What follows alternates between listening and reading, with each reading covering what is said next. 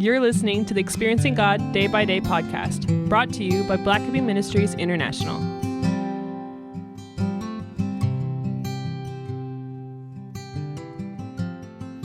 October 4th, Spiritual Optimism, 1 Samuel 17, verses 45 and 46. David said to the Philistine, "You come against me with a dagger, spear, and sword, but I come against you in the name of Yahweh of hosts, the God of Israel's armies. You have defied him. Today the Lord will hand you over to me." David was certainly an optimist. Regardless of his circumstances, David could always see God's activity. A pessimist focuses on the problems, concentrating on the reasons why something cannot be done.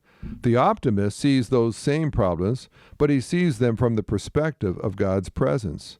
David was just a young boy when he faced Goliath, an intimidating veteran warrior who frightened even the bravest Israelite soldier.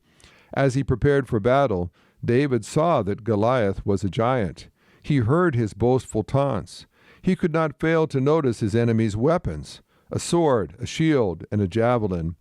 David did not barge into the battle unprepared for a fight. He armed himself with 5 smooth stones.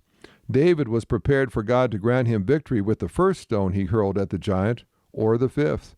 David was ready to accept God's victory, whether it came easily or with much effort. Optimists do not ignore the difficulties. They are keenly aware of them. But the knowledge of God's presence prevents them from becoming discouraged or giving up. It is impossible to stand in the presence of God and be a pessimist.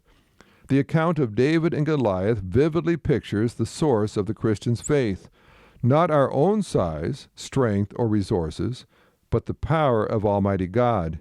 If we focus on our opposition and problems, they will seem gigantic. But as we focus on God, we will see our situation in the proper perspective and be assured that all things are possible with God. Philippians 4, verse 13. This podcast is based on the book Experiencing God Day by Day by Henry and Richard Blackaby, published by B&H Publishing Group, music by Mark Brown.